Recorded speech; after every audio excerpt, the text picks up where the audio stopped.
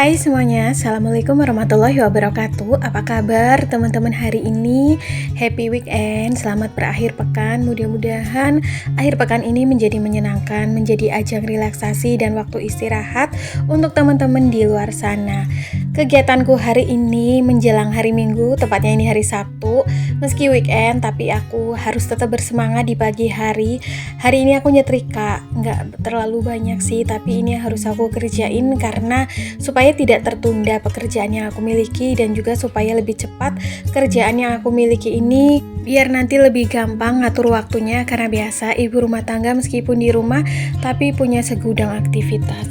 Nah, sembari menemani aku nyetrika, aku juga mau share ataupun berbagi tips tentang kehidupan minimalis, khususnya ini untuk kehidupan kita karena banyak sekali sekarang problem tentang mental, tentang pikiran dan juga tentang stres yang menimpa kita semua pada dekade atau pada zaman sekarang, khususnya generasi Gen Z dan juga mungkin kita emak-emak atau ibu rumah tangga yang ikut terbawa suasananya ya. Jadi pengontrolan diri, pengontrolan pikiran ini sangat bermanfaat untuk mencapai ketenangan.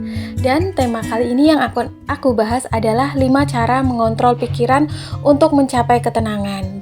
Dimulai dari yang pertama, yaitu kita bisa melakukan latihan olah nafas. Sesekali kadang-kadang kita sebagai individu dan makhluk sosial mengalami yang namanya emosi, terus juga seringkali kadang kalau mendengar kabar tidak baik atau hal-hal yang membuat pikiran kita menjadi stres, kita akan menjadi lebih panik, tekanan darah naik dan lain-lain. Pokoknya kondisinya nggak mengenakan. Kita bisa latihan olah nafas, bisa lakukan tarik nafas panjang lalu hembuskan selama beberapa kali, dan kegiatan tersebut akan memberikan ketenangan pada pikiran dan hati kita. Kalau yang muslim bisa diimbangi juga dengan istighfar atau berzikir juga ya. Latihan olah nafas ini juga bermanfaat juga secara kesehatan, menjadi peredaran darah makin lancar. Terus juga ini juga bermanfaat untuk penderita asam lambung atau GERD ya, seperti aku. Latihan olah nafas ini sangat bermanfaat supaya gas-gas yang ada di dalam perut atau di dalam lambung itu keluar dan menjadi lebih lega karena tubuh menjadi lebih rileks. Cara yang kedua yaitu dengan mindfulness atau sadar terhadap kehidupan yang kita miliki. Jadi kita itu lebih bersyukur dan berbahagia lewat hal-hal sederhana.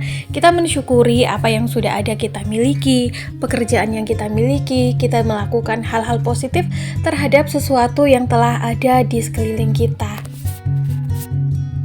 Menjadi mindful atau sadar itu juga sadar kapasitas yang telah kita miliki saat ini dan tidak berandai-andai atau tidak mematok bahkan membandingkan kehidupan yang kita miliki dengan apa yang orang lain punya. Jadi itu merupakan bentuk upaya menenangkan diri supaya kita lebih berbahagia dan karena kita dipenuhi dengan rasa syukur.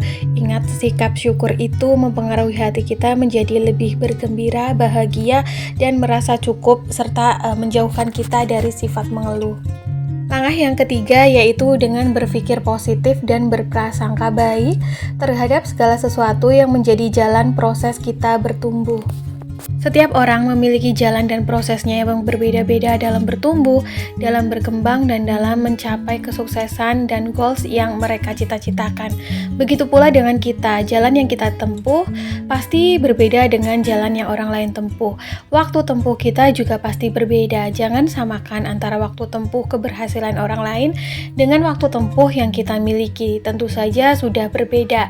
Jangan juga membandingkan kok kenapa orang lain lebih cepat suksesnya, lalu kenapa kita lebih lambat, karena bisa jadi kelambatan waktu lebih lama yang kita miliki ini justru nanti bisa memberikan dampak yang lebih baik untuk kehidupan kita. Kita menjadi lebih teliti dalam setiap prosesnya, bahkan mungkin kita bisa mencapai sesuatu yang mungkin melebihi ekspektasi dari kita sendiri. Berprasangka baik akan menghasilkan hal yang baik pula karena prasangka baik membuat kita atau memberikan ketenangan pada pikiran dan hati kita. Dan sebaliknya, prasangka buruk bisa jadi doa juga karena apa yang kita pikirkan dan apa yang kita ucapkan serta apa yang kita prasangkakan biasanya itu menjadi kenyataan ya, karena prasangka dan perkataan itu adalah bagian dari doa.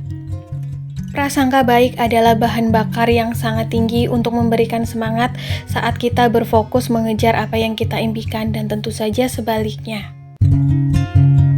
Cara yang keempat yaitu dengan konsisten akan hal-hal baik dan disiplin melakukan kegiatan yang memberikan nilai kebermanfaat bagi kehidupan kita maupun lingkungan.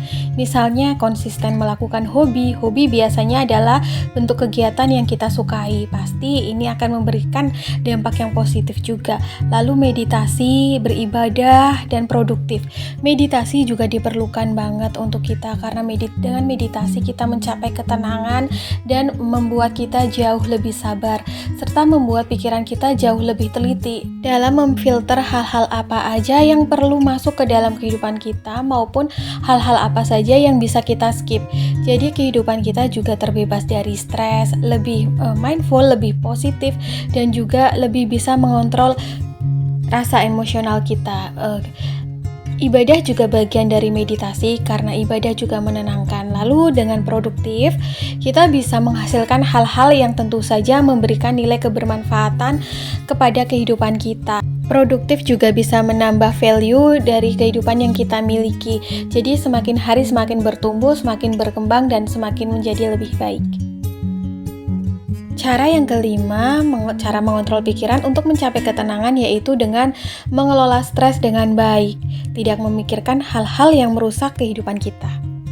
Kadang-kadang kita suka berpikir bahwa rasa stres itu datangnya dari luar dan masuk ke dalam kehidupan yang kita miliki. Padahal rasa stres itu timbul dari pikiran kita sendiri. Hal-hal yang kurang mengenakan, hal-hal yang dirasa kurang baik, berita-berita buruk memang akan selalu ada, datang secara bergantian.